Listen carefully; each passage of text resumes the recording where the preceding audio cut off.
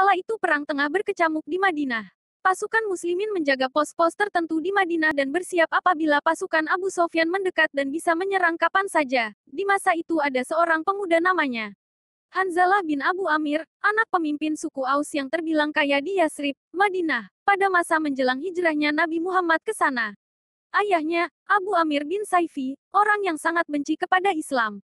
Pada zaman jahiliyah, dia mendapat julukan Abu Amir sang pendeta. Tetapi julukan itu berbalik menjadi Abu Amir lelaki fasik ketika Yasrib sudah dikuasai oleh kaum muslim. Singkat cerita, hari itu anaknya Hanzalah bin Abu Amir yang telah masuk Islam, mengetahui bahwa esok paginya akan menghadapi pasukan musuh dalam perang Uhud. Malam harinya melakukan prosesi pernikahan. Sebuah keputusan yang terlampau tenang untuk meminang seorang Jamilah binti Abdullah bin Ubay bin Salul, anak sahabat bapaknya. Padahal di pagi harinya dia akan membela kaum muslimin bertarung melawan kaum kafir Quraisy. Memiliki niat untuk membahagiakan Jamilah, Hanzalah bin Amir meminta izin kepada Rasulullah Shallallahu Alaihi Wasallam untuk bermalam bersama istri yang baru ia nikahi. Hanzalah sendiri tidak tahu apakah keputusannya untuk menemani istrinya itu merupakan awal atau akhir. Rasulullah Muhammad Shallallahu Alaihi Wasallam pun pada akhirnya memberinya izin kepada Hanzalah untuk menginap malam itu bersama pengantin yang baru ia nikahi. Panggilan perang Hanzalah bin Abu Amir. Layaknya pasangan pengantin baru, Hanzalah dan Jamilah pun menghabiskan malam berdua, mencurahkan segala macam rasa cinta dan suka dalam dekapan mesra yang meluap-luap dari kaki ke ujung kepala. Malam itu adalah malam yang sempurna. Hanzalah bin Amir merasa bahagia karena berhasil menikahi seorang yang dicintainya. Hingga pada suatu titik di kala fajar, panggilan berperang menggema di seluruh langit Madinah. Terdengar sayup-sayup seorang yang berseru dan mengumandangkan panggilan perang. Suara itu semakin keras dan semakin keras. Tidak ada lagi yang bisa mengelak dari fakta bahwa pasukan Abu Sofyan sudah berbaris di luar kota Madinah dan bersiap untuk menyerang.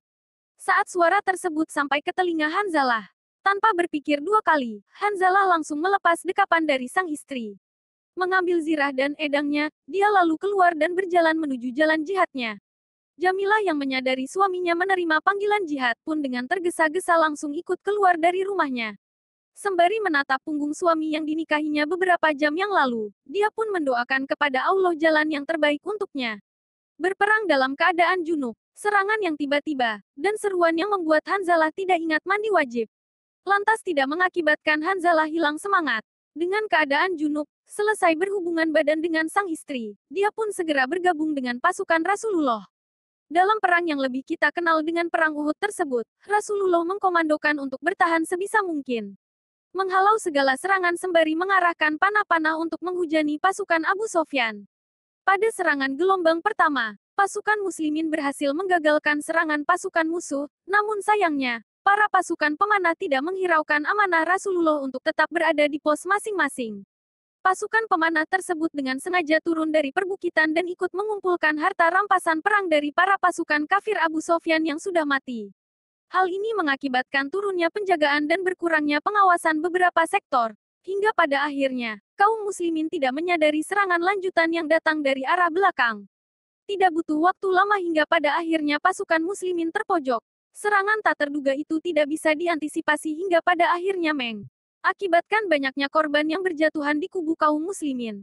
Meskipun begitu, kaum muslimin yang tersisa bertahan sekuat tenaga, mencoba sebisa mungkin melindungi Rasulullah Shallallahu Alaihi Wasallam agar tidak terbunuh. Bahkan dalam pertahanan tersebut, sosok wanita seperti Nuzaibah binti Ka'ab juga ikut ambil bagian dalam melindungi Rasulullah. Di sisi lain, Hanzalah bin Amir mengamuk sejadi-jadinya. Dia menebas dan menumpas banyak sekali kaum kafir Quraisy. Para sahabatnya yang gugur seakan memberi semangat untuknya agar bisa menghabisi Abu Sofyan dan pasukannya. Di sela kecamuk medan peperangan itulah, pandangan mata Hanzalah bin Amir bertemu dengan mata Abu Sofyan. Tidak selang beberapa lama hingga pada akhirnya mereka terlibat duel satu lawan satu. Abu Sofyan yang kala itu menunggangi kudanya sesegera mungkin maju menerjang, namun Hanzalah dengan lihai berlari dan menebas kaki kuda Abu Sofyan dengan pedangnya, membuat Abu Sofyan jatuh dan tersungkur ke tanah. Melihat kesempatan tersebut, Hanzalah pun segera mendekati Abu Sofyan yang tidak berkutik dan bersiap mengibaskan pedangnya. Abu Sofyan menyadarinya, dia tahu bahwa kini dia sudah tidak bisa berkutik saat kilauan pedang berdarah milik Hanzalah sudah siap merobek lehernya. Tidak ada yang dilakukan Abu Sofyan selain minta tolong. Beruntung untuk Abu Sofyan kala itu, pasalnya salah satu pasukannya, Syaddad bin Al-Aswad mendengar teriakan komandannya dan dengan segera mendekat. Hanzalah mematung karena yang ia tahu saat itu hanyalah rasa sakit yang terasa dari tengkuknya. Dia berhasil dilukai oleh Syaddad bin Al-Aswad. Hanzalah tersungkur ke tanah. Tidak berhenti sampai di situ. Sekerumunan orang kafir Quraisy yang ada di sekitar langsung menghantam Hanzalah yang lemas di tanah dengan pedang-pedang dan belati mereka. Dalam kondisi luka yang sudah parah, Hanzalah masih dilempari bertubi-tubi dengan anak panah dan tombak. Hingga pada akhirnya Hanzalah tidak bergerak lagi. Jasadnya terbujur. Hanzalah bin Amir meninggal. Jasad Hanzalah bin Amir pasca perang Uhud. Dalam perang tersebut, entah berapa banyak korban yang berjatuhan. Saat darah sudah menyatu dengan tanah, dan suara gesekan pedang berganti dengan suara angin semilir, para sahabat mulai mencari dan menghitung-hitung berapa banyak korban yang gugur. Dikala mengurus banyaknya jasad yang berguguran, mereka menyadari tubuh Hanzalah yang terbujur di satu sudut bekas medan perang. Saat para sahabat memperhatikan, itulah saat di mana tubuh Hanzalah terangkat. Kemudian muncullah air yang menetes dan mengguyur keseluruhan jasad Hanzalah. Tubuh tersebut terbolak-balik seakan ada yang memandikannya. Tidak ada yang tahu apa yang terjadi, hingga pada akhirnya Rasulullah Shallallahu Alaihi Wasallam bersabda, "Sungguh aku melihat bahwasanya malaikat memandikan Hanzalah bin Amir antara langit dan bumi dengan air muzan, mendung, dalam bejana terbaut dari perak."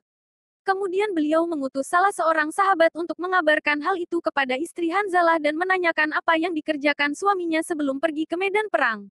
Ketika mendengar panggilan perang, Hanzalah dalam keadaan junub dan belum sempat mandi, kata Jamilah. Beruntunglah Hanzalah, syuhada yang telah dimandikan oleh para malaikat. Dia memperoleh kedudukan yang tinggi di haribaan Allah. Itulah sebaik-baik tempat yang tidak semua orang mampu meraihnya. Nabi bersabda, Allah Subhanahu wa Ta'ala berfirman, "Tiada balasan bagi hambaku yang berserah diri saat aku mengambil sesuatu yang dikasihinya di dunia, melainkan surga." Hari Bukhari. Terima kasih sudah mendengar cerita ini. Jangan lupa subscribe channel ini agar semakin semangat untuk nambah cerita-cerita baru lagi.